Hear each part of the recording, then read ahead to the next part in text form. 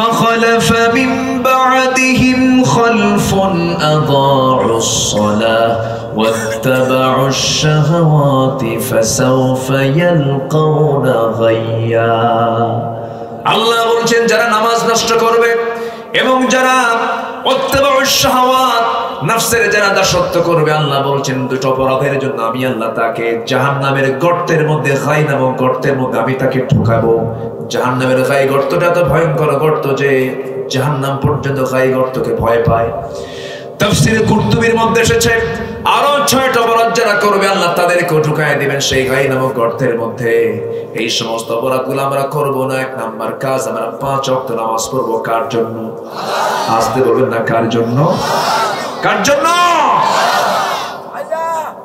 নামাজ ছেড়ে দেওয়া যাবে না। সবচেয়ে বড় অপরাধ এটা। যদিও এই দুনিয়াতে নামাজ ছাড়লে পরে তার শাস্তি দুনিয়ার আইনে আল্লাহ তাআলা কোরআনে যে আইনটা দিয়েছেন, নামাজ ছেড়ে দিলে পরে তাকে জেলখানায় ঢোকার কথা বলা হয়েছে, তাকে নামাজের অভ্যাস গড়ানোর কথা বলা হয়েছে। কিন্তু দুনিয়াতে শাস্তি কম হলেও কিন্তু আখিরাতের শাস্তি সবচেয়ে কম হবে না বেশি হবে? বেশি হয়ে যাবে। দুনিয়াতে 3টা অপরাধের শাস্তি সবচেয়ে বেশি। কয়টা? 3টা। 1 নাম্বার জিনা, 1 নাম্বার কি? নাম্বার 2 হলো খুন, নাম্বার 2 কি? খুন। নাম্বার 3 হলো মুরতাদ হয়ে যাওয়া, নফস আস-সাইয়্যিবুজ জানি। আরেকটা হলো দিন থেকে মুরতাদ হয়ে বের হয়ে যাওয়া। এই 3টার জন্য আল্লাহ তাআলা কতলের অর্ডার দিয়েছেন। এই 3টা অপরাধ আমার দেশে মনে হয় নাই। আসতে বলবেন না, আছে না নাই? এই দেশে মুসলিম বেশি না নন মুসলিম বেশি? মুসলিম বেশি থাকার পরে এগুলো কেন বেশি হলো? এর কারণ হলো নেতৃত্বের মধ্যে কিছু সংকট আছে না নাই? আসতে বলবেন না, আছে না নাই? মসজিদের ইমামকে সমাজের ইমাম বলেন, মসজিদের নেতা কি সমাজের নেতা না? মসজিদের ইমাম একজন সমাজের নেতা, আর একজন কিন্তু ইসলাম বলে নামাজ পড়াবে যে সমাজ চালাবে সে, এটা হচ্ছে ইসলাম। এটা কি আমরা এই সমাজে দেখতে পাই নাকি? আসতে বলে দেখতে পাই? আমার ভাইয়েরা, আমার বন্ধুগণ, একটু মনোযোগ দিয়ে শুনুন। আবু জেহেল সমাজের বৈশিষ্ট্য ছিল কি? মদের বোতল, নাম্বার 2 জুয়ার আসর, নাম্বার 3 হলো সুদের কারবার, নাম্বার 4 হলো জেনার কারবার। এই 4টা কাজ মনে হয় আমাদের দেশের সমাজে নাই। তাহলে এখন বলুন, এটা কি ইসলামী সমাজ না আবু জেহেলের সমাজ? কার সমাজ? আমরা বসবাস করি কারা? হ্যাঁ, মুসলমান। কি প্রশ্ন আছে না নেই? বলেন, প্রশ্ন আছে না নেই? এর কারণ কিছু আছে। এর কারণের মধ্যে 1 নাম্বার কারণ হলো সমাজের নেতৃত্বের মধ্যে মুনাফিকরা আছে না নাই? ওরা চিন্তা করে মদের বোতলও চলুক, খোঁজের কারবারও চলুক, মদের বোতলও চলুক, সুদের কারবারও চলুক। আবার এইদিকে মসজিদ বানাও, আযান দাও, নামাজ পড়ো, মসজিদ মে নামাজ পড়ো, হোটেল মে শরাব পেও, মসজিদে নামাজ পড়ো, হোটেলে গিয়ে মদ খাও, আল্লাহ খুশি থাক, শয়তানও বেজার না হোক। এরকম টাইপের কিছু লোক আছে না নাই? আসতে বলবেন না, আছে না নাই? মুনাফিক এক কথায় কারা জানেন? মুনাফিক এক কথায়, সময় তো কম, আমি একটু করে বলে যাচ্ছি। এক কথায় মুনাফিক হচ্ছে তারাই নামাজ পড়বে ইমামের পিছনে আর নেতা মানবে বেনামাজিকে। আছে না নাই? আমার নবীর যুগেও যারা মুনাফিক ছিল তালিকাভুক্ত, মদিনায় লিস্টেড ওলা কিছু মুনাফিক ছিল। এক সাহাবীর কাছে লিস্টটা ছিল। এদের চরিত্র ছিল নামাজ পড়তো নবীর পিছনে আর নেতা মানতো আবু জেহেলদের। এই চরিত্র এখন আছে না নাই? এই চরিত্র নিয়ে নামাজ পড়বা, তোমার কপাল কালো হলেও কোনো লাভ নেই, তোমাকে উপর করে আল্লাহ তাআলা জাহান্নামে ঢুকাবে। মুনাফিক বড় ভয়ঙ্কর, মুনাফিক বড় ভয়ঙ্কর। মুনাফিক ইসলামের সবচেয়ে কম ক্ষতি করে না বেশি ক্ষতি করে? আল্লাহু ইয়াশহাদু ইন্নাল মুনাফিকিনা লাকাযিবুন। আল্লাহ নিজে সাক্ষী দিয়ে বলেছেন মুনাফিকরা সবচেয়ে বেশি মিথ্যা কথা বলে। যদি প্রশ্ন করি, এই দেশে যত পেশা, যত শ্রেণীর লোক আছে, এর মধ্যে সবচেয়ে বেশি মিথ্যা কথা বলে কোন শ্রেণী? বোঝেন নাই আপনারা? মুনাফিক তো আছে। কোন পেশার লোক? শিক্ষক। শিক্ষক বেশি মিথ্যা কথা বলে? মাদ্রাসার কোন হাফেজ, আলেম? কোন পেশার লোক বলে? যারা নেতৃত্ব দেয়, ঠিক কিনা? আছে না নাই? এখন তো নেতা হতে গেলে মিশা কথা বলা ছাড়া নেতা হওয়া যায় না। এই জন্য ওরা আবার বলে যে রাসূলকে নেতা বলো কেন? মানে নেতা ওরা দখল করে রাখছে। নেতা বলতে পৃথিবীতে একজন মানুষ, তিনি হচ্ছেন মুহাম্মদ সাল্লাল্লাহু আলাইহি ওয়াসাল্লাম। ক্বালা ইন্নী জাইলুকা লিন-নাসি ইমামা। কে যেন কইছে কয়েকদিন আগে, কোন যেন আলোচনা শুনলাম, রাসূলকে নাকি নেতা বলা যাবে না। রাসূলকে নেতা বলবেন না, আপনি কি বলবেন? রাসূলই তো লিডার, রাসূলই তো নেতা। এই পৃথিবীতে একজন নেতা যিনি নেতৃত্ব দিতে গিয়ে জীবনে একটা মিথ্যা কথা বলেন নাই, তিনি কে? মুহাম্মদ সাল্লাল্লাহু আলাইহি ওয়াসাল্লাম। নেতৃত্ব দিতে গিয়ে যে মিথ্যা কথা বলা লাগে না, মিথ্যা বলার প্রয়োজন হয় না, শিখিয়েছেন মুহাম্মদ সাল্লাল্লাহু আলাইহি ওয়াসাল্লাম। সেই নেতৃত্ব যদি মানত, তাহলে আজকের নেতারা কি মিথ্যা কথা বলতো? না। পলিটিক্স মানে কি জানেন? প্রতিপক্ষকে যে কোনো উপায়ে পরাজিত করাই হলো পলিটিক্স। বৈধ হয়ে আর অবৈধ হয়ে যেভাবেই হোক হারিয়ে দেওয়ার নামই হলো কি? পলিটিক্স। সম্মানিত ভাইয়েরা, এই পৃথিবীতে একজন ব্যক্তি সৎ নেতৃত্ব প্রতিষ্ঠা করেছেন, তিনি হচ্ছেন মুহাম্মদ সাল্লাল্লাহু আলাইহি ওয়াসাল্লাম। তারা হচ্ছেন সভ্যতার অগ্রনায়ক। এই পৃথিবীর প্রথম মানুষ, জ্ঞানী মানুষ। প্রথম মানুষকে জোরে বলেন, আরো জোরে বলেন, কে? তিনি কি কিতাব ছাড়া না কিতাবওয়ালা? তার হাতে কি ছিল? কিতাব ছিল, কিতাবওয়ালা ছিলেন। প্রত্যেক নবী কিতাবওয়ালা। প্রথম মানুষ কিতাবওয়ালা, শিক্ষিত, জ্ঞানী। ওয়াল্লামা আদামাল আসমাআ কুল্লাহা। সকল জ্ঞানের শিক্ষা দিয়েছেন, সকল নামের শিক্ষা দিয়েছেন আদমকে। আমরা সেই আদমের সন্তান, আমরা আদম সন্তান। আমরা বানরের বংশধরদের কাছ থেকে আদম সন্তানের শিক্ষা নেওয়ার দরকার না। আমার দেশে কিছু বানরের বংশধর আছে, তো আসতে বলবেন না? আছে না নাই?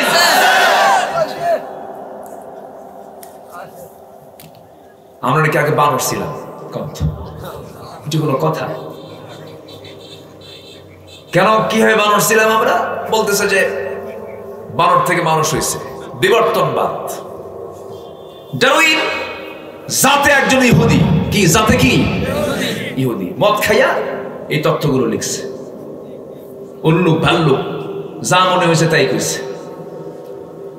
গাছের ডালে ডালে বানর ঘুরতে ঘুরতে চড়তে চড়তে ডালের ঘুদা খাইয়া লেজটা পড়ে গেছে, এরপরে মানুষ হয়েছে।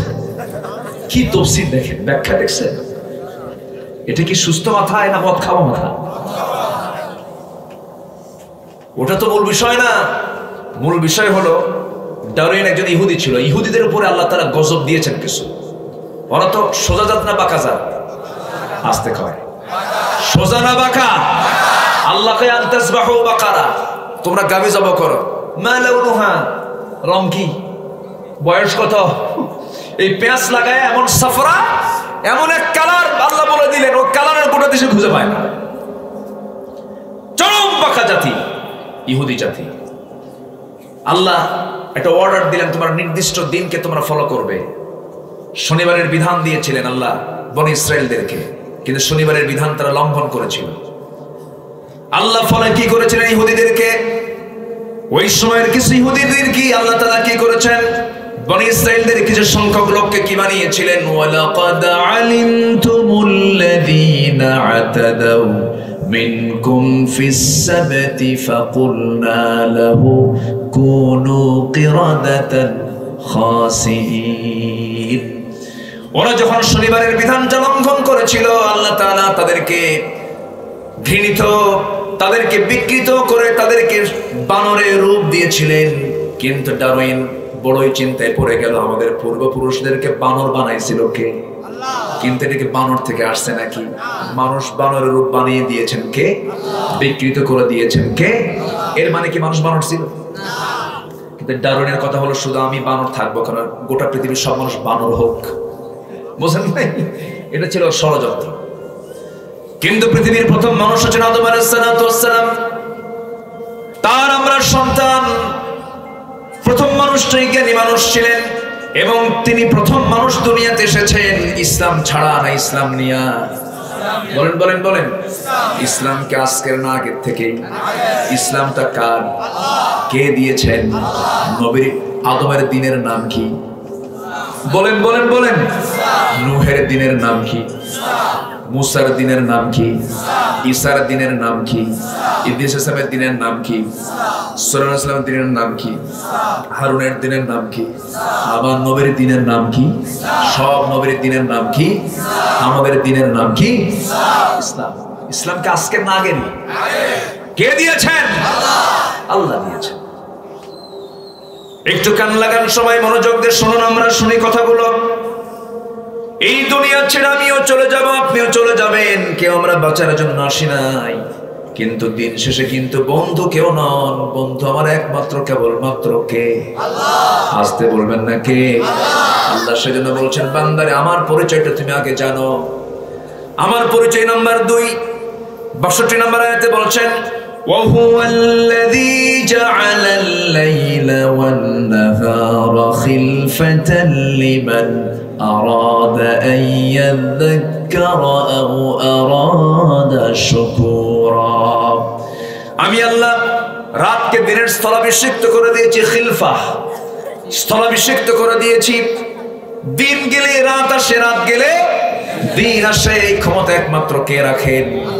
আসতে বলবেন না কে রাখেন? দিনের মালিক কে? রাতের মালিক কে? দিনের মধ্যে রাত ঢোকান কে? রাতের মধ্যে দিন ঢোকান কে? এই সময় আমার দেশে দিন বড় না রাত বড়? বলেন বলেন। রাতটা বড় কেন করেছেন? যেন তোমার লেপের তরের ঘুমটা যেন আরামে হয়, ভালো করে ঘুম পারো। তুমি একটু আরাম আরাম নিয়ে নাও, তাড়াতাড়ি শুয়ে পড়ো। এশারের নামাজ হয়ে গেছে, আড্ডা দিও না।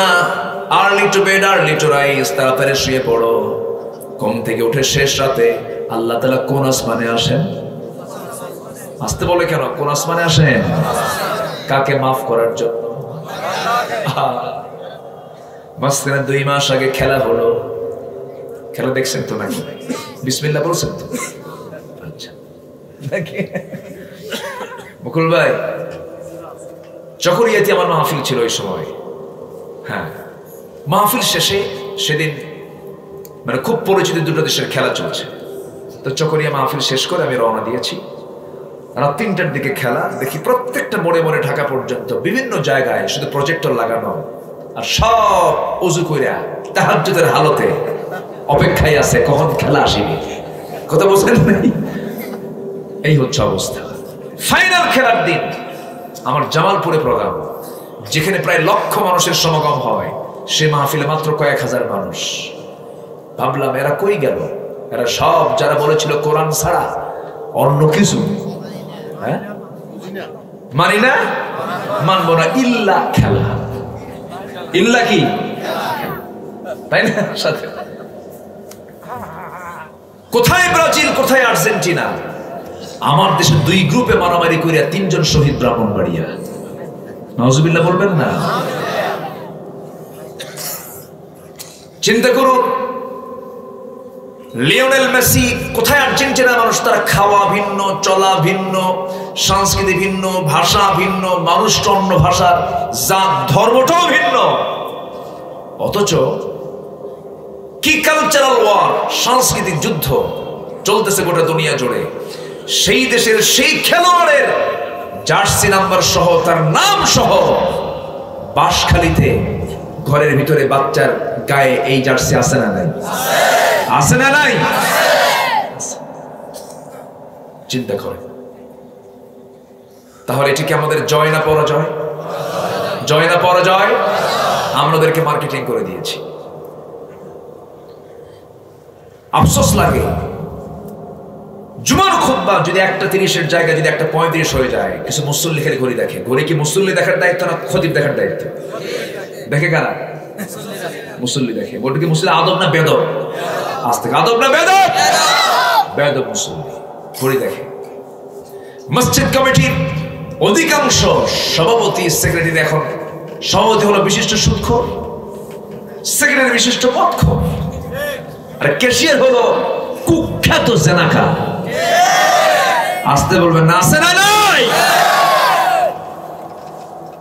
খতিব এখন ওয়াজ করবে কেমনে? খতিবের তো খুতবা দেওয়া মুশকিল, সুদখোর সভাপতি, ওয়াজ তো করা মুশকিল। এখন ওয়াজ করতে হঠাৎ করে মুখ থেকে বের হয়েছে লা তাকুলুর রিবা দুআফা মুদাআফা, তোমরা চক্রাকারে সুদ খাইও না, এটা শয়তানের কাজ, খাইও না। হঠাৎ করে আয়াত বলতে নিয়ে খতিবের চোখের সাথে আবার সমাজের চোখের আই কন্টাক্ট হয়েছে, চোখে চোখ পড়ছে। নামাজ শেষে সভাপতি বলতেছে, হুজুর বক্তব্য ঠিকই দিচ্ছেন, ঠিক আছে সমস্যা নেই, কিন্তু আপনি আমার দিকে তাকালেন কেন? কি কথা কি বুঝতেছেন আপনি? কোথায় যাবেন? আমরাই তো দায়িত্ব দিয়েছি, উচিত ছিল এই সমস্ত সামাজিক কাজের জন্য ওদেরকে এই সমস্ত পথ থেকে কান ধরে বের করে দেওয়া, ঠিক কিনা? অন্যের বিরুদ্ধে প্রতিবাদ করতে রাজি আছেন কারা কারা? হাত উঁচু করে দেখান।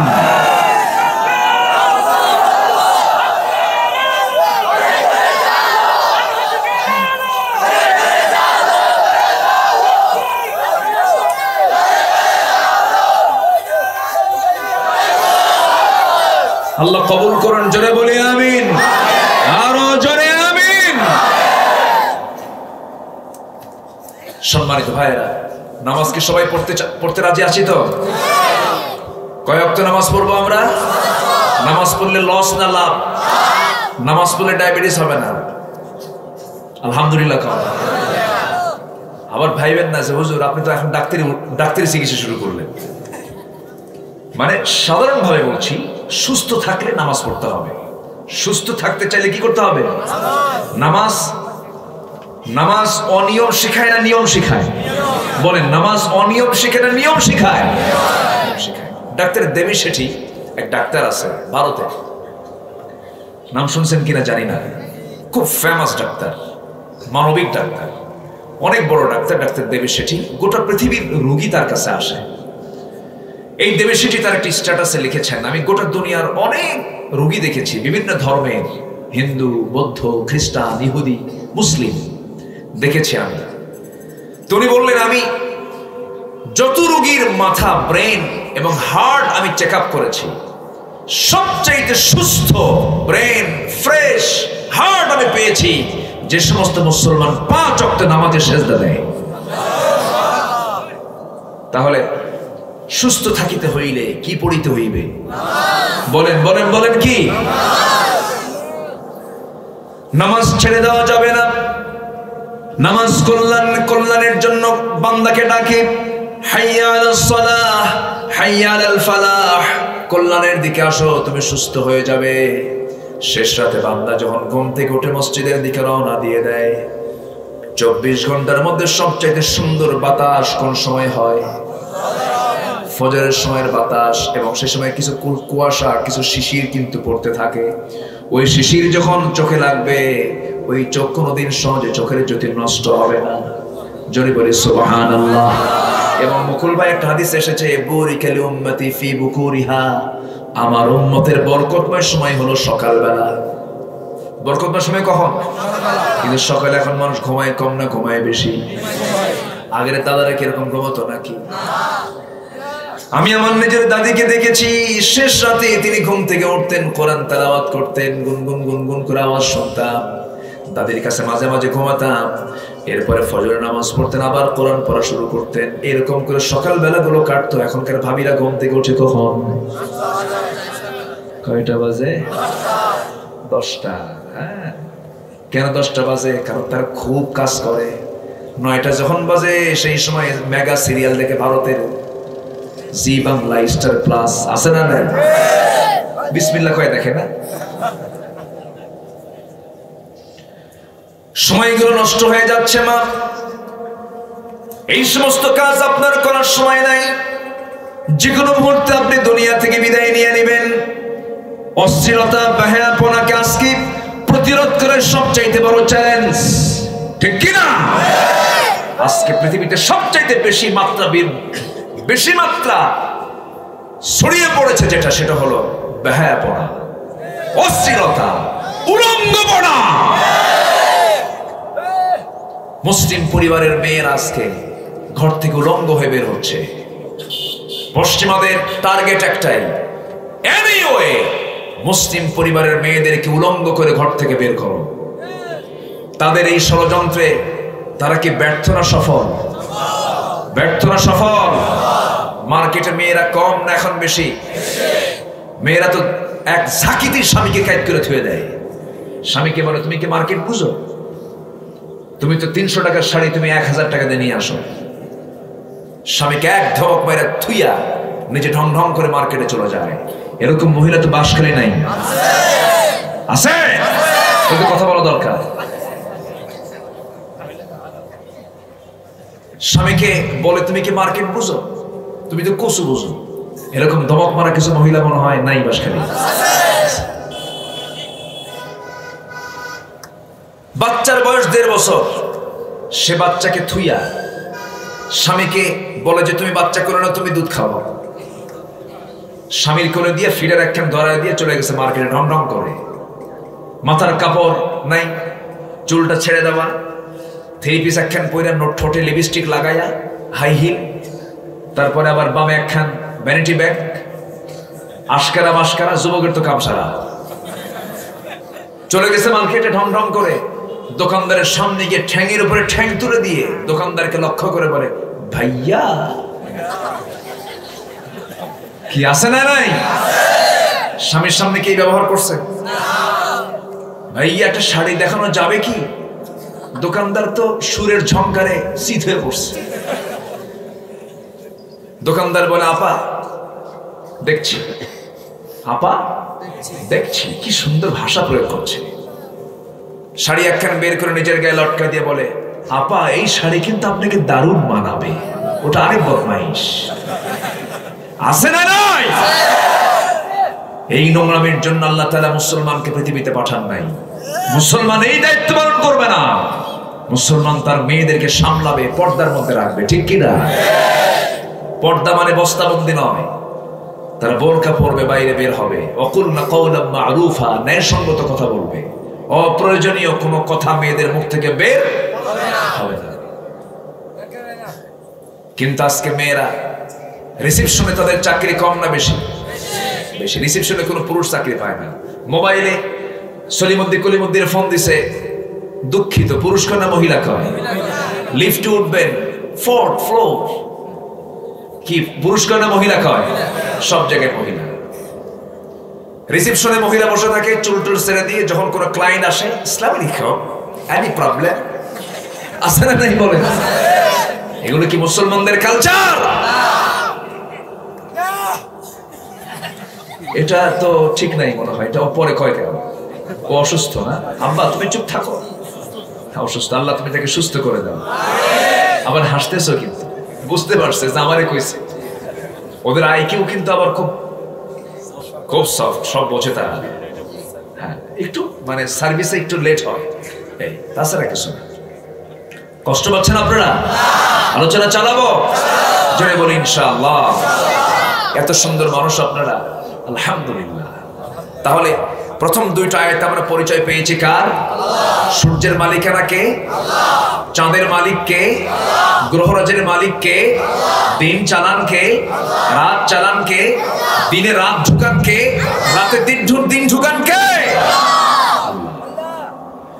আমার ভাইয়েরা, এবার আল্লাহ তাআলা বলছেন, বান্দা শোনো, আমার পরিচয়টা দিলাম, এখন তোমার পরিচয়টা তুমি শোনো। আমার পছন্দের বান্দা হবে কারা? তাদের আমি কিছু গুণ বলে দিচ্ছি। সেই পছন্দের বান্দার গুণ হবে মোট 17টা গুণ। কয়টা গুণ বলেন? আরো গুণ আছে বিভিন্ন জায়গায়। সূরা মুমিনুনের 7টা গুণ আছে, সূরা কাফের শেষে 2টা গুণ আছে, কিন্তু সূরা ফুরকানে আল্লাহ তাআলা 17টা গুণ দেখতে চান বান্দাকে। আবার সূরা লোকমানের মধ্যে লোকমানের ওয়াজ আছে না নাই? সেখানে 13টা নসিহতের কথা আসছে। অনেক ওয়াজ আল্লাহ তাআলা কোরআনের বিভিন্ন জায়গায় বলে দিয়েছেন। এই জায়গায় আল্লাহ তাআলা রহমানের যারা বিনয়ী বান্দা, যারা বিনয়ী হতে চাও, আল্লাহর অনুগত বান্দা হতে চাও, তাদের মধ্যে আল্লাহ তাআলা পরামর্শ দিয়ে বলেছেন, আমার পছন্দের বান্দাদের মধ্যে 17টা গুণ থাকবে। 1 নাম্বার গুণ হলো, জমিনে যখন চলবে তারা উচ্ছৃঙ্খল হবে না, বিনয়ী হবে। অহংকারী হয়ে চলবে না, বিনয়ী হয়ে চলবে।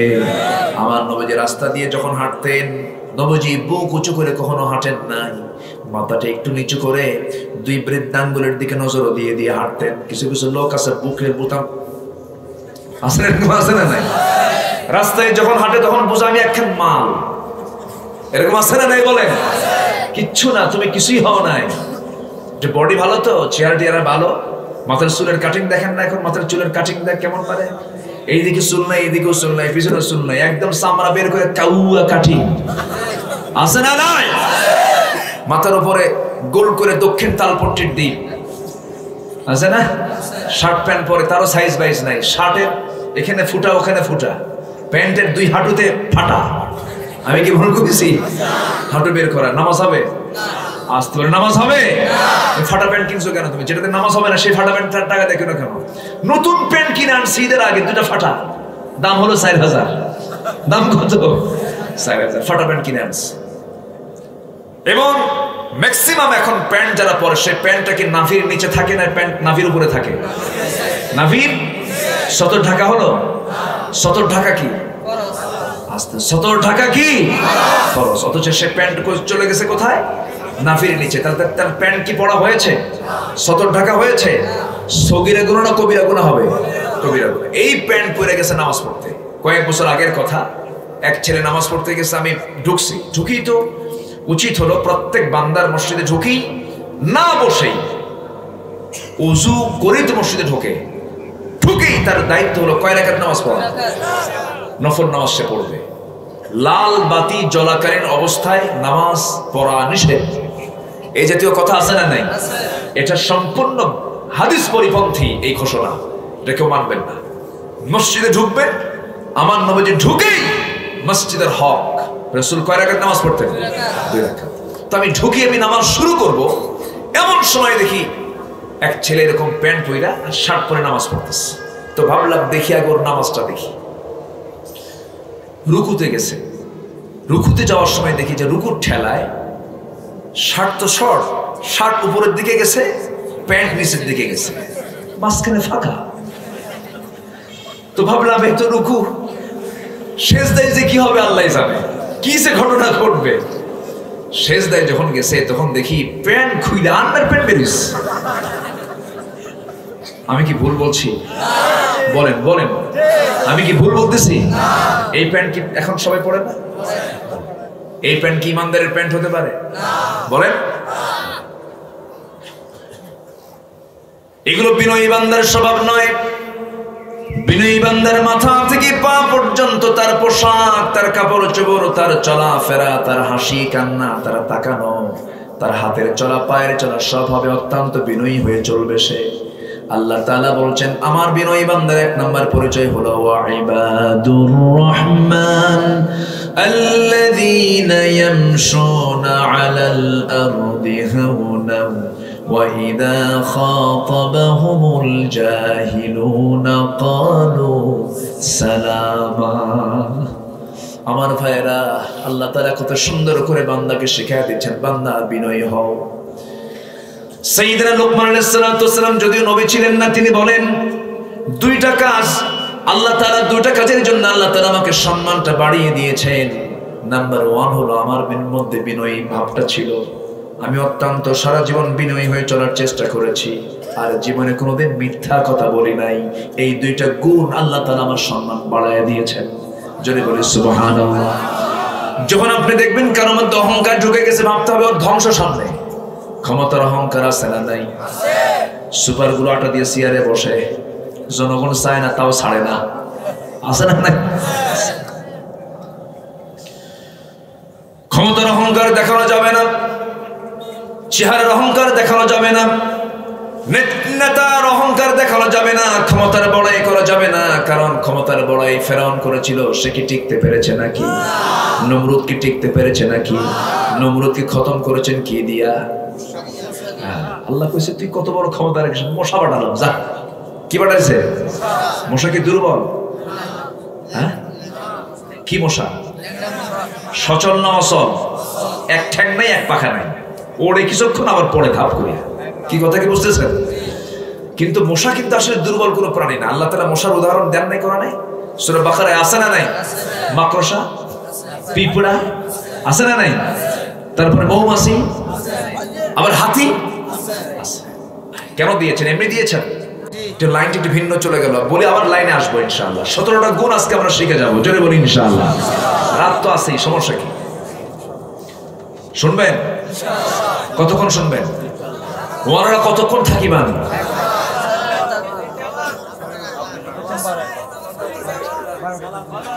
শোনেন, আপনারা কি বলেন বুঝি, কিন্তু যে ভাষাই বলেন, গ্রামার যতই মারেন, কিন্তু এদিকে এসে এসে ভাষা বুঝে গেছে, তবে গালি দিলে বেশি টের পাই।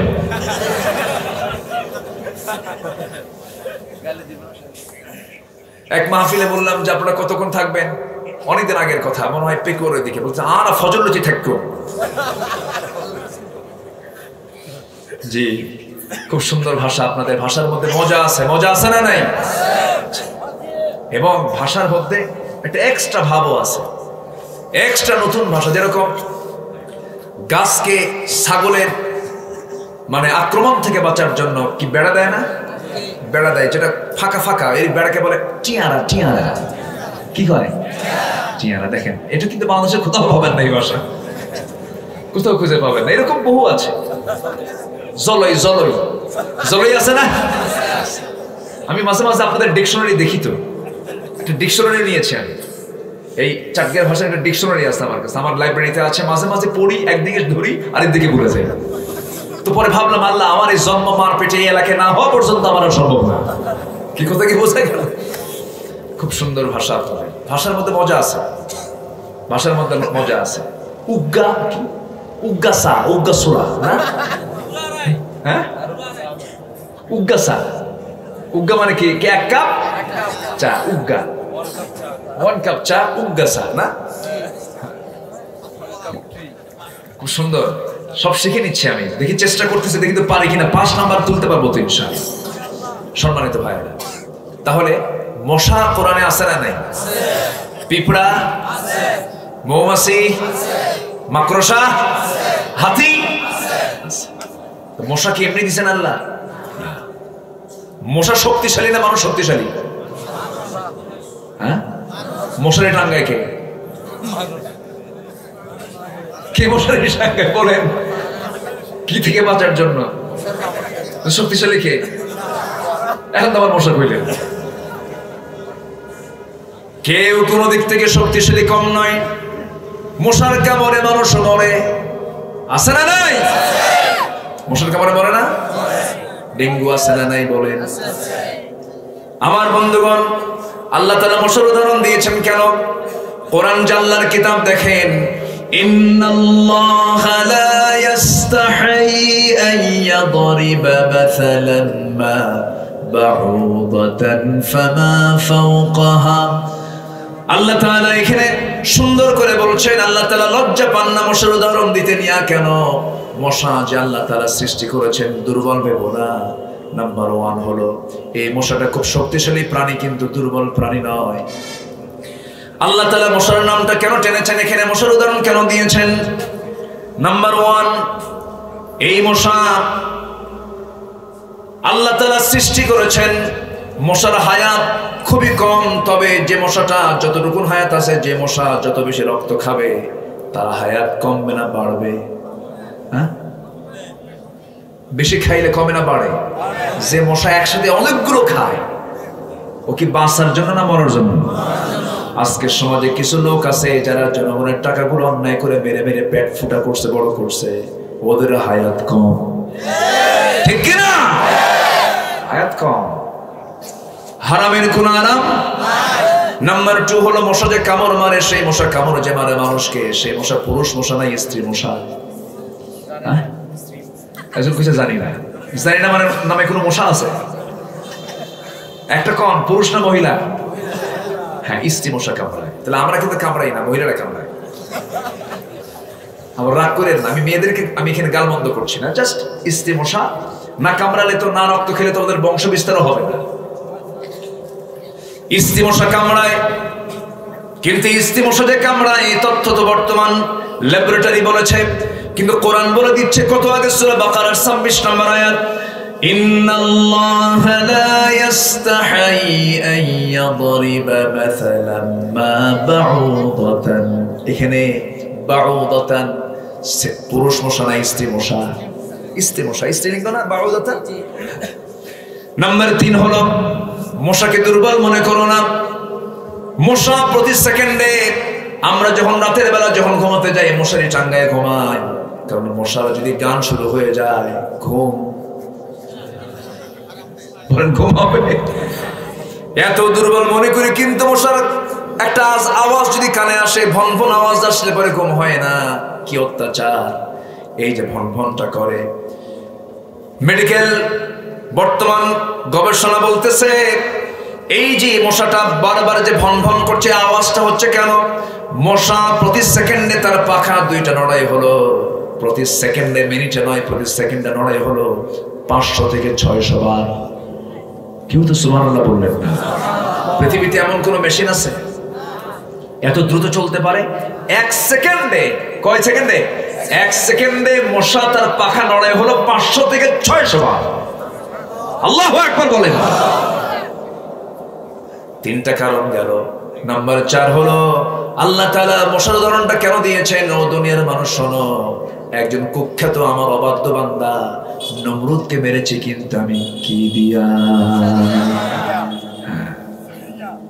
মশা দিয়া। মাকড়সা আছে না নাই? মাকড়সা যারা আল্লাহকে বাদ দিয়ে অন্য কাউকে বন্ধু বানাবে, কামাসালিল আনকাবুত, তাদের উদাহরণ হলো কিসের মতো? মাকড়সার বাসার মতো কেউ বলেছেন, কিন্তু এখানে কামাসালিল আনকাবুত মানে মাকড়সার মতো। মাকড়সাকে যদি আপনি নিয়ে আসেন, দুইটা তাফসীর এসেছে। মাকড়সার বাসা হলো সবচেয়ে দুর্বল বাসা, সামান্য বাতাসে এসে লন্ডভন্ড হয়ে যায়। কিন্তু কামাসালিল আনকাবুত যদি মাকড়সার সঙ্গে আল্লাহ তাআলা তুলনা করেছেন। মাকড়সার চরিত্র হলো প্রত্যেক সৃষ্টির মধ্যে স্বামী স্ত্রী আছে, পুংলিঙ্গ স্ত্রীলিঙ্গ আছে, ছেলে মেয়ে আছে, স্বামী স্ত্রী আছে। মাকড়সার মধ্যেও পুংলিঙ্গ স্ত্রীলিঙ্গ আছে, স্বামী স্ত্রী আছে, কিন্তু এদের সংসারটা খুবই দুর্বল সংসার।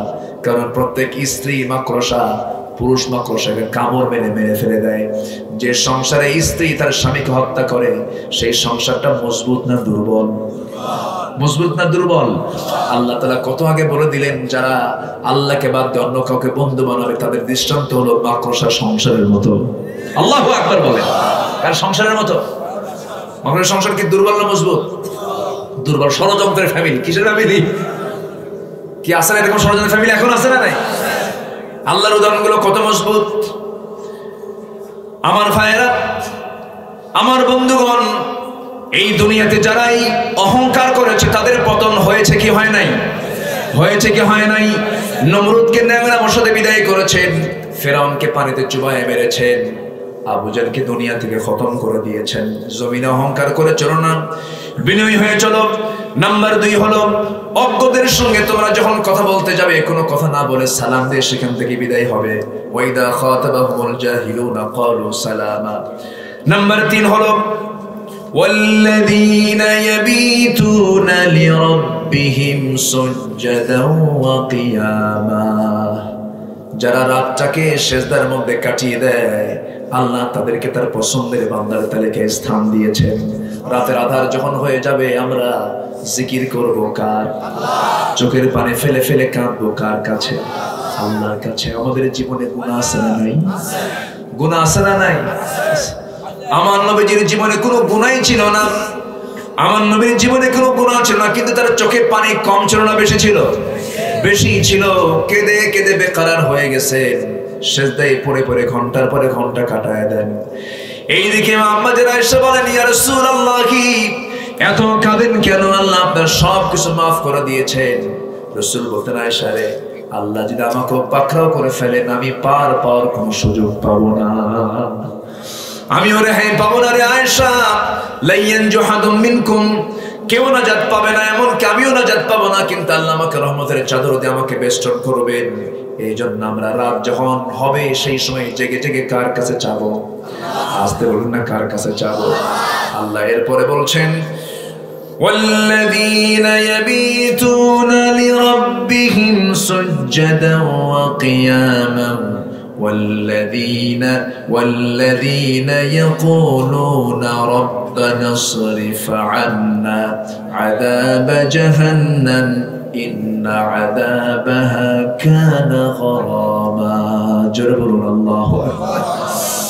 আল্লাহ তুমি আমাদেরকে জাহান্নাম থেকে বাঁচাও, জাহান্নামের আগুন থেকে তুমি আল্লাহ আমাদেরকে বাঁচাও। এই করে করে যারা রাতের বেলা কেঁদে কেঁদে আল্লাহর দরবারে দোয়া করে, আল্লাহর তারা পছন্দের বান্দা, জোরে বলে সুবহানাল্লাহ।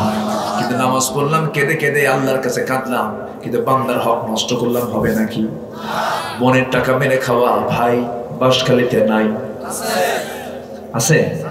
মেয়ের সম্পত্তি ছেলেকে লিখে দেওয়া বাপ বাঁশখালীতে নাই। এখানে মেম্বার আছেন না? এগুলোতে রিপোর্ট আপনাদের কাছে বেশি থাকে, তাই না? ভাই বোনের সম্পত্তি মেরে খায়, বাপ এক যুগ আগে মারা গেছে, বোনকে সম্পত্তি লিখে দেয় না। বিশাল বড় লবণের মাঠ, 50 বিঘে জমি রেখে গেছে, বোন পাবে অংশ, কিন্তু লবণের মাঠে লবণটা চাষ ভাইরাই করে, বোনদেরকে দেয় না। বাঁশখালীতে লবণ চাষ আছে না? নাই, আছে না? এই লবণ চাষ করতেছেন আপনি, লবণ করে তুলতেছেন আপনি, কিন্তু আপনার বোনকে আপনি ঠকায় বোনকে অংশ দিচ্ছেন না, বংশে লবণের অংশ দিচ্ছেন না, আপনি তাকে তার ভাগী করছেন না। আবার মাঝে মাঝে সেই বোনকে আবার ভাইরা দাওয়াত দেয়, বছরে 2 দিন 3 দিন করে দাওয়াত দিয়ে নিয়ে আসে, বাড়িতে নিয়ে এসে আবার নতুন করে ওয়াজ শেখায়, বোন শোনো, অংশ নিলে কিন্তু ধ্বংস হয়। কি তাফসীর দেখেন! এই ওহী শয়তান থেকে নাজিল হয়েছে। কার থেকে? শয়তান থেকে নাজিল হয়েছে। অংশ নিলে কি হয়? ধ্বংস হয়ে যায়। আপনি চোখের পানি ফেলে ফেলে কাঁদলেন, কিন্তু আপনি বোনের সম্পত্তি মেরে খেলেন, আপনার সেজদা কবুল হবে না। আপনি আব্বা আম্মার হক আদায় করলেন না, আপনার কোনো ইবাদত কবুল হবে না। লক্ষ টাকা খরচ করে হজে গেছেন, হজ কবুল হবে না। ঠান্ডা পানিতে উযু বানায় নামাজ পড়তেছেন, আপনার মা আপনার প্রতি নারাজ, কিছুই হবে না, কোনো লাভ হবে না। এমন বাংলার ঘরে ঘরে এমনও সন্তান আছে, বাপ মাকে দেখে না, বাপ মাকে থাপ্পড় পর্যন্ত মারে। আমাদের কাছে এসে বাপরা দোয়া চায়, হুজুর আমার ছেলের জন্য দোয়া করেন, ছেলেটা বড় বেয়াদব। এইরকম রিপোর্ট মুসলিম পরিবারের ছেলেদের জন্য কেন আসবে? এটা তো হওয়ার কথা ছিল না। কিন্তু এর বড় একটা কারণ হলো শিক্ষা ব্যবস্থার ত্রুটি আছে না নাই? বৃদ্ধাশ্রম আমার দেশে আছে, আমেরিকাতে বৃদ্ধাশ্রম থাকতে পারে, কিন্তু বাংলাদেশে বৃদ্ধাশ্রম থাকার কথা ছিল না। কিন্তু কেন আছে? এর মূল কারণ হলো শিক্ষার মধ্যে ভেজাল আছে না নাই? আছে না নাই? একটু কান লাগান, সবাই মিলে শুনুন আমার ভাইয়েরা। বাপ মাকে দেখা কি? বাপ মার খেদমত করা কি? আসতে বলে, আরো জোরে। স্ত্রীর হক আদায় করা কি? অসুস্থতা ফিল হচ্ছে? আলহামদুলিল্লাহ, আমি শেষ করে দেব। আমার মনে হয় আর কিছুক্ষণ থাকলে একসঙ্গে মোনাজাত করে যাই, শেষ করে যাই। বসে, কষ্ট দিয়ে ফেললাম। আলহামদুলিল্লাহ। মুরব্বী জুলুম করলাম না তো? আচ্ছা, কষ্ট পাচ্ছেন আপনারা? মানে সভাপতি হচ্ছে মাহফিলের মূল পয়েন্ট, মূল জায়গা, তাই না? এই জন্য আমি তাকে একটু জোর করেই, আমার প্রথমে নারাজ কিনা জানি না, একটু বসায় রাখলাম। আমরা দোয়া করে দেব। এই তো হয়ে গেছে প্রায়, শেষ করে দেই? শেষ করবো না? আলোচনা চলো। হুজুর মরু, দেখে মরু, তুমি ধরা খেয়ে গেছো।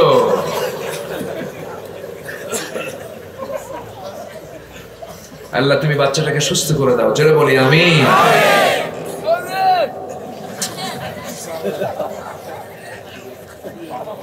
বসে আমার দিকে তাকান। কষ্ট হচ্ছে না তো আপনাদের? আমি এক বাক্যে 17টা গুণ শেষ করে দেব আস্তে আস্তে ইনশাআল্লাহ। তবে সবার বাড়িতে বাপ মা আছে না নাই? আচ্ছা, খেদমত করা কি? স্ত্রী হক আদায় করা কি? ফরজ। 2 ফরজে, কিন্তু স্ত্রীও বাড়িতে থাকে, মাও বাড়িতে থাকে। লাগে কি? লাগে? আসতে কয় বাবা, তুমি কথা বলো না বেশি, চুপচাপ থাকো। লাগে? লাগে না? শাশুড়ি ছেলে বউ লাগে, টক্কর লাগে? লাগে। এখানে ফয়সালা কি বলেন? স্ত্রী হক কিন্তু আদায় করা কি? আসতে বলেন, কি বলেন? আবার মার হক আদায় করা কি? ফরজ। স্ত্রী হক আদায় করা কিন্তু 24 ঘন্টাই ফরজ। মার হক তার ছেলে যদি 4-5টা থাকে, যদি কোনো ছেলে যদি তাকে একা দেখে, কাছে রেখে যদি খেদমত করে, তখন কি অন্য ছেলের জন্য ওরকম কি ফরজ না? কিন্তু স্ত্রী কি একজনের না অন্যজনের? এই স্ত্রী কয়জনের হয়? একজনের দেখা 24 ঘন্টা কি বউ কি কোনো অংশ কম না? এখানে বিষয়টা হলো মুরব্বীদের কিছু সমস্যা আছে। আমি কিন্তু খুব গুরুত্বপূর্ণ বিষয় নিয়ে কথা বলছি, এটা জাতির সামনে যাওয়া দরকার। মুরব্বীদের মধ্যে কিছু সমস্যা আছে। মেয়েকে বিয়ে দিয়েছেন, মেয়ে জামাইয়ের ঘরে চলে গেছে, জামাইয়ের এত প্রশংসা, আমার জামাইটা এত ভালো, আমার মেয়ে যা বলে আমার জামাই তাই শোনে, এমনকি আমার মেয়ের কাপড় চোপড়ও আমার জামাই ধুয়ে দেয়। কি বুঝতেছেন কথাগুলো? খুব ভালো। কিন্তু আমার ছেলে মানুষ হলো না, আমার ছেলে শুধুই বইয়ের কথায় ওঠা বসা করে। তাহলে এক মুখে কয় কথা হলো বলেন তো? বলেন কয় কথা হলো? এক মুখে যার 2 কথা বের হয়, এটা কি ইমানদারের কথা না মুনাফিকদের কথা? কথাটা বুঝলেন? আল্লাহ শুধু ছেলে বউয়ের বিচার করবেন না, শাশুড়ির বিচারও আল্লাহর কাছে আছে না নাই? আচ্ছা, অনেক সময় কিন্তু জুলুমের শিকার হয়, হিংসা করে, আছে না নাই?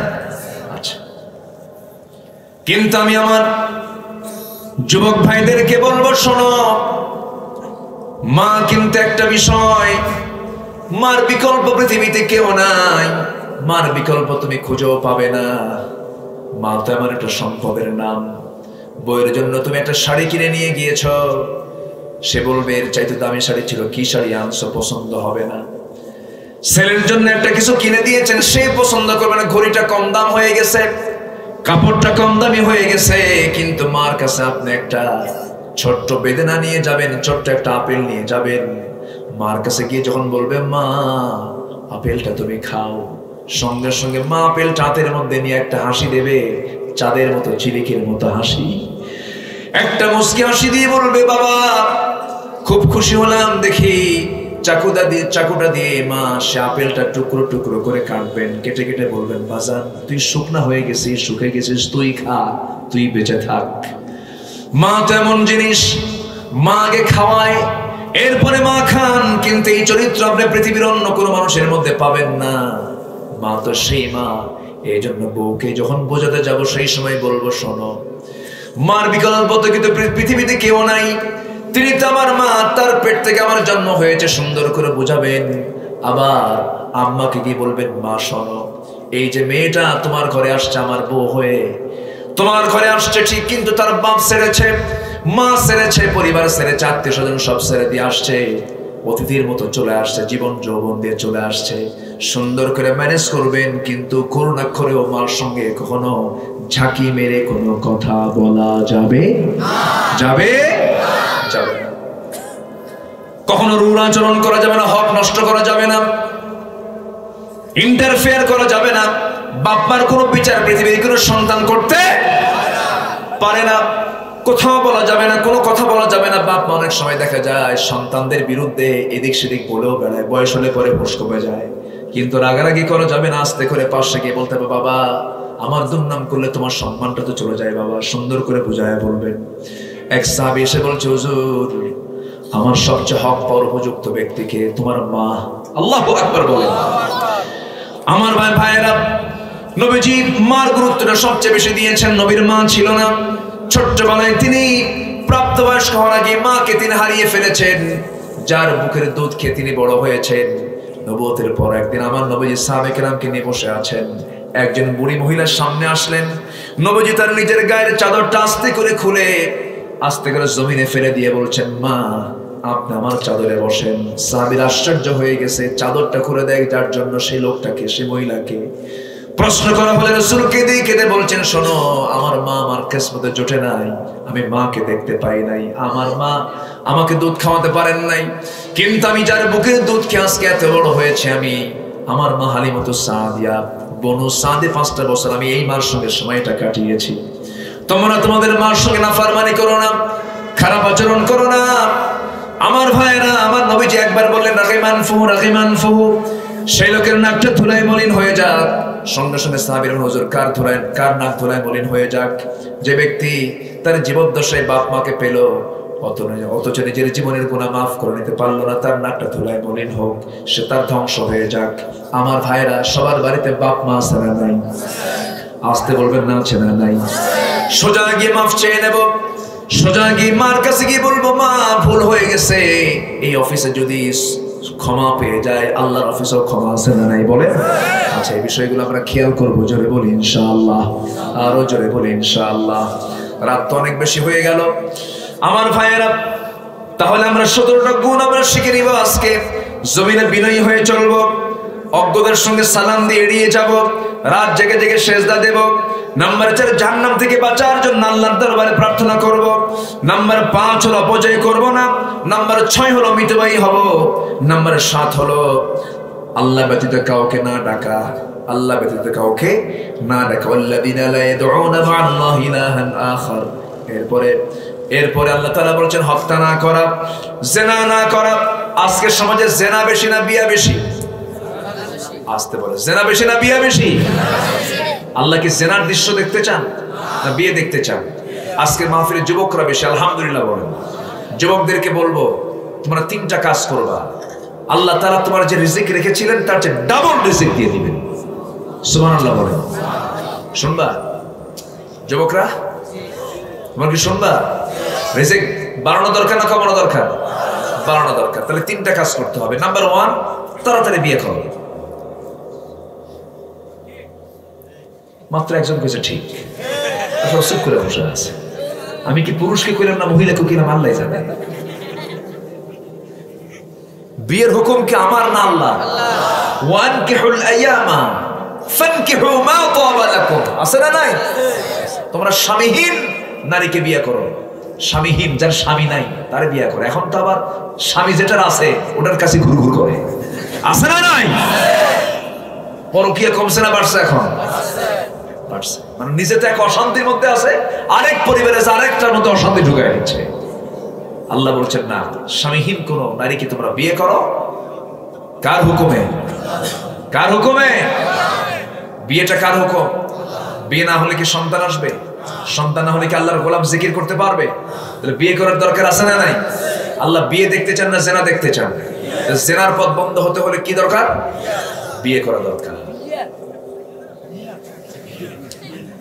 এটা তো ঠিকই বুঝলে তুমি। হ্যাঁ,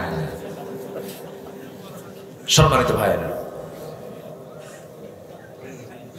বিয়ে আজকের সমাজে এত জটিল হয়ে গেছে, মেয়ের বাপরা তো এমন অপেক্ষায় থাকে, এমন জামাই চায়। বলবো বলবো বলবো কথাগুলো, তোমাদের বিয়ে করতে সুবিধা হবে একটু, এই জন্য শুনবা। মেয়ের বাবারা বলে ছেলের কি থাকতে হবে? কি? আরে সরকারি হবে না, সরকারি বেতন আছে নাকি?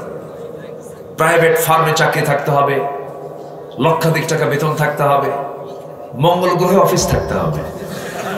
কোন গ্রহে? মঙ্গল গ্রহে।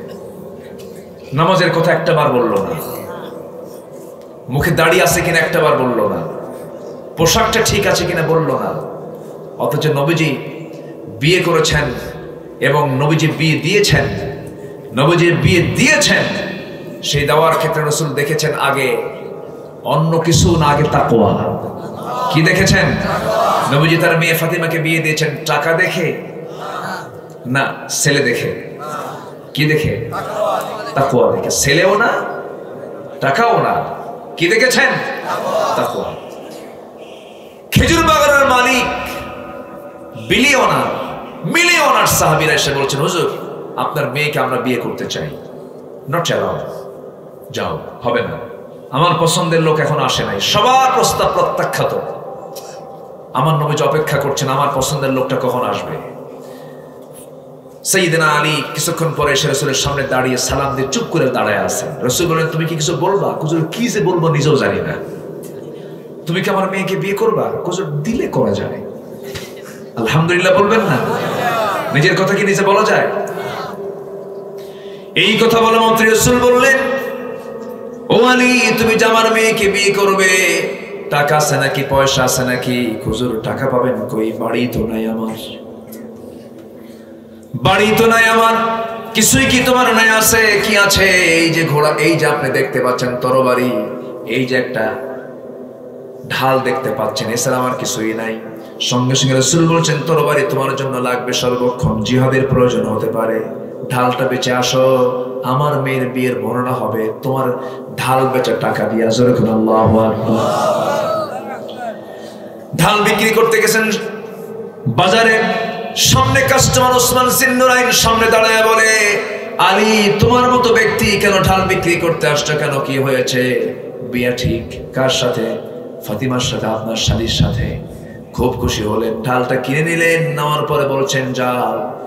কয়েক হাত যেতে না যদি পিছন থেকে বলতেছে, আলী এদিকে আসো, তুমি আমার ভাইরা হয়ে যাচ্ছ, তোমাকে কিছু তো দেওয়াই দরকার। এই যে তোমাকে ঢালটা আমি তোমাকে উপহার স্বরূপ দিয়ে দিলাম। টাকাও নিলেন, ঢালও নিলেন।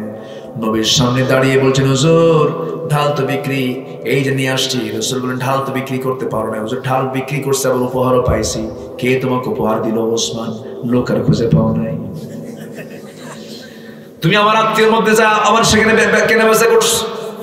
আমি আমার ওসমানের সঙ্গে কিছুই বলতে পারলাম না। বড় মেয়ের জামাই আমার, দুটা মেয়ের জামাই আমার, খুব হায়া আন ওসমান, আমি তাকে কিছুই বলতে পারলাম না। ঠিক আছে, ভালো কথা, আমার রাসূল বিয়ে দিবেন।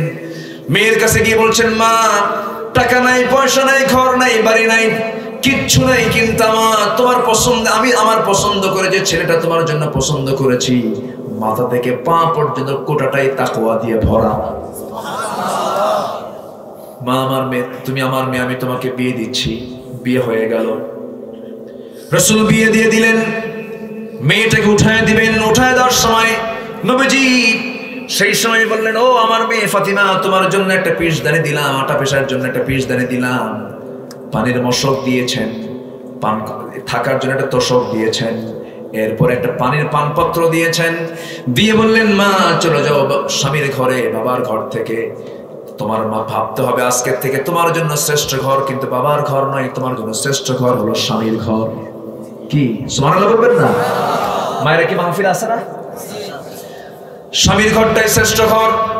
ও আমার মেয়ে, তুমি আজকের থেকে তোমার স্বামীর ঘরে অবস্থান করবে। আমি তোমার ঘরে মাঝে মাঝে দেখতে যাব, তোমাকে দেখতে যাব মা, আমি তোমাকে খুব ভালোবাসি। কিন্তু আমার মেয়ে শোনো, একটা কথা বলি, মৃত্যুর দিন পর্যন্ত যেন আমার কানে যেন স্বামীর বিরুদ্ধে একটা নালিশ না কানে আসে। সুবহানাল্লাহ বলবেন না? আমি এমন ছেলে তোমাকে দেই নাই মা। কিন্তু আজকের মেয়ের বাপরা কি করে? মেয়েকে বিয়ে দিয়া বলে, মা যা, তোমার যাও, তোমার স্বামীর ঘরে যাও, যদি কিছু বলে শুধু ফোন দিবা, খাইয়া ফালাবো। সুখ হবে নাকি? সুখ হবে? হবে না। ফাতিমা রাদিয়াল্লাহু তাআলা একদিন নবীর সামনে বসে বসে নামাজ পড়েন। রাসূল নামাজ শেষে বললেন, ফাতিমা বসে বসে নামাজ পড়ো কেন? আব্বা জান, আমি তো দাঁড়িয়ে দাঁড়িয়ে নামাজ পড়ি, কিন্তু আজকে বসে নামাজ পড়ার কারণ হলো একমাত্র কারণ, সেটা হলো আপনি আমাকে বলেছিলেন স্বামীর বিরুদ্ধে যেন একটা নালিশ আমার কানে না আসে, দুর্নাম যেন না আসে।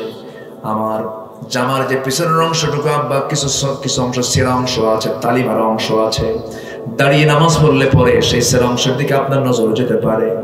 হঠাৎ করে মনে মনে ভাবতে পারেন, আমার জামাই আলী আমার মেয়েকে কাপড়ে কষ্ট দেয়, এতটুকু দুর্নাম হোক আমি এটা চাই নাই, মনে করে বসে বসে নামাজ পড়তেছি। জোরে বলুন না সুবহানাল্লাহ। মেয়েদের জন্য বিয়ের পরে শ্রেষ্ঠ ঘর বাবার ঘর না স্বামীর ঘর? বাবার ঘর না স্বামীর ঘর? স্বামীর ঘর। কারণ সেই ঘরে ছেলে আসবে, মেয়ে আসবে, সন্তান আসবে, নাতিপুতি আসবে, ওটাই আপনার সবচেয়ে শ্রেষ্ঠ ঘর বানায় নিতে হবে। কিন্তু যে মেয়েটা বিয়ের পরে বারবার বাবার বাড়ির দিকে টান মারে, সংসার কি সুখের হয়? সংসার কি সুখের হয়? এই কথাগুলো কি বলার দরকার কি আছে না নাই? আমার ভাইয়েরা, ও যুবক ভাইয়েরা, তোমরা তিনটা কাজ করবা। নাম্বার 1 হলো, সময় হয়েছে বিয়ে করে নিবা। বাপকে বলবা, আব্বা বয়স হয়ে গেছে, বিয়েটা করো। কিন্তু কিছু কিছু বাপ আছে বেকুব বাপ, সন্তানদের কথা বুঝতে চায় না, বলে তোর কিসের বিয়ের টাকা নাই, পয়সা নেই, কামাই নাই, এক পয়সা, কিসের বিয়ে তোর? এরকম ধমক মারা কিছু বাপ আছে না নাই? কিন্তু আপনি যে আপনার ছেলের বিষয়টা চিন্তা করলেন না, কিন্তু সেই ছেলে যদি জেনার কাছে যায়, গুনার অংশ বাবার আমল নামায়ও আছে না নাই? আছে না নাই? আল্লাহ বলছেন বিয়ে করে নাও। আল্লাহ মিজান ভাই আন্না হড়ে আলহামদুলিল্লাহ বলেন। সবাই ফজর পড়বেন তো? ফজর পড়বেন কারা কারা একটু হাত তুলে দেখা। জোরে বলি ইয়া আল্লাহ, ইয়া রহমান, ইয়া রহিম। আমাদেরকে 5 ওয়াক্ত সালাত আদায় করার তৌফিক তুমি আল্লাহ দিয়ে দাও।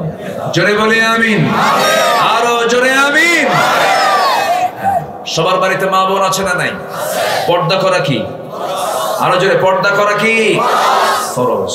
এই হুকুমটা মাদের জন্য বুঝিয়ে বলবেন। একটা মেয়ে কিন্তু 4 জন পুরুষকে জাহান্নামে নিয়ে যাবে। পর্দা মূলত বাইরের লোক আগে না ভিতরের লোক আগে? ভিতরে। চাচাতো ভাই, মামাতো ভাই, দুলা ভাই আছে না নাই? চাচাতো, মামাতো, খালাতো, এরপরে কি? দুলা ভাই, দেবর, ভাসুর। এই সমস্ত পুরুষের সঙ্গে পর্দা করা কম জরুরি না বেশি জরুরি? বেশি জরুরি। খুব সাবধান। দুলা ভাইয়ের হুন্ডায় শালিকে চড়ে? বাসখালী চড়ে? বেশি চড়া যাবে না। দুলা ভাই চড়া যাবে না, না জায়েজ, দেখা করা জায়েজ নাই। দেবর আল-হামু ওয়াল মাউত, দেবর হচ্ছে মৃত্যু তুল্য। খুব সাবধান থাকতে হবে। এগুলো ফিতনা, কিন্তু সবচেয়ে বড় ফিতনা। এই পর্দাগুলো সবচেয়ে হার্ড পর্দা। এটা হচ্ছে অরিজিন পর্দা। খালাতো ভাইয়ের সঙ্গে দেখা করা যাবে? মামাতো ভাইয়ের সাথে দেখা করা যাবে না। দুলাভাইয়ের হুন্ডায় চড়া যাবে না। দুলাভাই হুন্ডায় তুলছে শালিরে, শালি এখন মনে মনে করে দুলাভাই মানুষ, বোনের স্বামী হুন্ডায় না চললে আবার কেমন হয়। দুলাভাই কইল উঠছে, একটু দুলাভাইয়ের গায়ে যেন না টাচ লাগে, মাঝখানে একটু গ্যাপ দিয়ে একটু দূরেই বসছে। কিন্তু দুলাভাই এমন, দুলাভাই সামনে যে এমন ব্রেক মারছে, গ্যাপ পুরো আছে। আসতে বলে আছে। গ্যাপ পূরণের কোন সুযোগ দেওয়া যাইবে? ও আজকে নতুন মাত্রা যোগ করছে।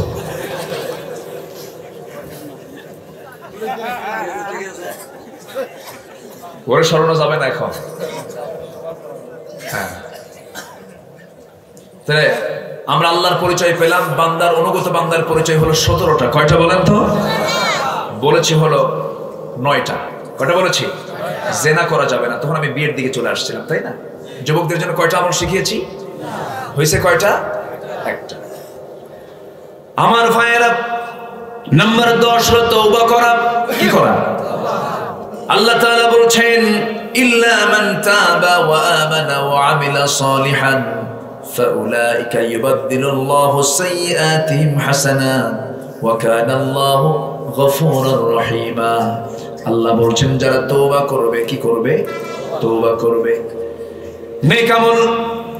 নেক আমল করবে, ঈমান আনবে। আল্লাহ তাআলা বলছেন আমি সমস্ত বান্দার সমস্ত সাইয়্যাতকে, গুনাহগুলোকে আমি আল্লাহ তাআলা হাসানাত দিয়ে, সওয়াব দিয়ে পরিবর্তন করে দেব। জোরে বলি সুবহানাল্লাহ। তওবার রেজাল্ট হলো সাইয়্যাত কি হবে? হাসানাত হয়ে যাবে, গুনাহ সওয়াব হয়ে যাবে। জোরে বলি সুবহানাল্লাহ। তওবা করা দরকার আছে না নাই? তওবা করার জন্য অর্ডার দিয়েছেন কে? তুবু ইলাল্লাহি তাওবাতান নাসুহা। কিন্তু সেই তাওবাতুন নাসুহাটা কি? তাওবাতুন নাসুহাটা কি?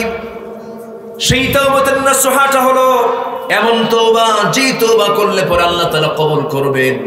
কিন্তু তওবা কবুলের তো 5টা শর্ত আছে। নাম্বার 1 শর্ত, একমাত্র তওবা করতে হবে কার কাছে? নাম্বার 2, অনুতপ্ত হৃদয় হতে হবে, হৃদয় অনুশোচনা আনতে হবে। নাম্বার 3, যে গুনাহ করা হয়েছে সেই গুনাহ না করার জন্য প্রতিজ্ঞা থাকতে হবে। এবং নাম্বার 4 হলো ভবিষ্যতে ওই জাতীয় কোনো গুনাহ করব না, পরিকল্পিত কোনো কবিরা গুনার দিকে যাব না। নাম্বার 5 হলো বান্দার সকল হকগুলো ফেরত দেওয়ার পরে তওবা করতে হবে। আপনি জনগণের টাকা মেরে খাইছেন, বান্দার হক নষ্ট করেছেন, আপনার তওবা কবুল কখনো হবে না। আমার ভাইয়েরা, নাম্বার 11 হলো ঈমান আনা। আল্লাহ কিন্তু আগে তওবার কথা বলেছেন, এরপর ঈমান আনার কথা বলেছেন, এরপরে বলছেন হলো নেক আমল করবে তুমি, মিথ্যা সাক্ষী না দেওয়া। মিথ্যা সাক্ষী না দেওয়া। আমার দেশে মিথ্যা সাক্ষী কম না বেশি? কম না বেশি? নাম্বার 14 হলো অনর্থক কথা কর্ম থেকে এড়িয়ে চলা। বাজে কোনো কথা না বলো। আল্লাযীনা লা ইয়াশহাদুনা আয-যুর ওয়াল্লাযীনা হুম আনিল লাগবি মুরিদুন আলা উনাব্বিউকুম বিআকবারিল কাবাইর আল ইশরাকু বিল্লাহ উকুকুল ওয়ালিদাইন ওয়া কাওলুজ যুর ওয়াল্লাযীনা লা ইয়াশহাদুনা আয-যুর, যারা বেহুদা কথা বলবে না। ওয়া ইযা মাররু বিল লাগবি মাররু কিরামা, আমার ভাইরা অনর্থক কথা কর্ম থেকে যারা দূরে থাকবে। নাম্বার 15 হলো আল্লাহর স্মরণে অন্ধবধিরের মতো না হওয়া। নাম্বার 16 হলো পরিবারের স্ত্রী সন্তানদের জন্য দোয়া করা। একটা দোয়া আমরা শ্রেষ্ঠ দোয়া কোরআনে কারীমের, সেই দোয়াটা আমরা সবাই শিখে নেই। সবাই বলেন রব্বানা হাব লানা মিন আজওয়াজিনা ওয়া যুররিয়াতিনা কুররাতা আ'য়ুনিন ওয়াজআলনা লিল মুত্তাকিনা ইমামা। পরিবারের জন্য এর চাইতে বড় দোয়া নাই, এর চাইতে বড় দোয়া নাই। 17 হলো আল্লাহ তাআলা বলছেন, 17 নম্বর হলো ধৈর্য যদি তুমি আনতে পারো, ধৈর্যের পুরস্কার আমি তোমাকে জান্নাত দিয়ে দেব। আল্লাহ তাআলা বলছেন, সুন্দর করে বলছেন, উলাইকা ইউজাউনাল গুরফাতা বিমা সাবারু ওয়া ইউলাক্কাউনা ফিহা তাহিয়াতাও ওয়া সালামা। জোরে বলুন আল্লাহু আকবার। খালিদিনা ফিহা হাসুনাত মুস্তাকাররা ওয়া মুকামা। জোরে বলুন আল্লাহু আকবার। সবরের ধৈর্যের পুরস্কার আছে না নাই বলেন? ধৈর্য যোগ্যতা না রাগ যোগ্যতা? আসতে বলে কোনটা যোগ্যতা? রাগের কোনো যোগ্যতা লাগে? এমনি রাগ হয়, কিন্তু ধৈর্যের যোগ্যতা দরকার আছে না নাই? বাগান বানাতে কষ্ট হয়, কিন্তু জঙ্গল বানাতে কি কোনো পরিশ্রম আছে নাকি? জঙ্গল আপনা আপনি হয়ে যায়। গার্ডেন বানাবেন, পরিশ্রম করতে হয়। ধৈর্য একটা যোগ্যতা। ধৈর্য যার নাই, ইমান তার টিকে রাখা কঠিন। এমন কোনো দিন নাই মোবাইলে ফোন আসে না, হুজুর আমার বউর রাগ করে তালাক দিছি, এরকম আসে না? বাসখালীতে নাই তো মনে হয়? কিছু হইলেই তালাকের কথা বলে তোলে। উচিত কি জানেন? যারা কিছু হইলেই তালাকের কথা তোলে, এদেরকে চিকন কি বলে, যে বাঁশের যে কি বলে, বাঁশের কঞ্চি বলে নাকি? হ্যাঁ, বাঁশের কঞ্চি আছে, এটা 4-5টা এক জায়গায় কইরা জায়গা মতো পেটা দরকার। তালাক দেয়, তালাক দিয়া বলে, হুজুর কাম তো সারছে, হুজুর কি করছো? হুজুর রাগ উঠছিল, মারছি, তালাক। কি হবে হুজুর? শাশুড়ি শুদ্ধ তালাক। আছে না নয়? এটা কি ধৈর্য না রাগ? রাখবেন হেরে যাবেন, ধৈর্য ধরবেন, বিশাল পুরস্কার দুনিয়াতেও আছে আখিরাতেও আছে। ধৈর্য, আমরা সবর ধরবো। জোরে বলি ইনশাআল্লাহ। আল্লাহ 17টা গুণ আমাদের মধ্যে আল্লাহ তাআলা জাগ্রত করে দেন। অনেক কথা বলে ফেলেছি, অনেক সময় নিয়েছে, আপনাদের সময় নষ্ট করে ফেললাম আপনাদের মনে হয় নাকি? খুশি হয়েছেন তো? আল্লাহ যেন খুশি হন, আল্লাহ যেন কবুল করেন। জোরে বলি আমিন। আমি আর কথা না বাড়ি, যতটুকু হয়েছে আমরা এখন দোয়ার দিকে যাব। সময় আজকে এত তাড়াতাড়ি গেল, মনে হচ্ছে আমি কেবল ওয়াজ শুরু করছি। কি করবো বলেন? শুনবেন? এত এখন আগ্রহ আছে আপনাদের?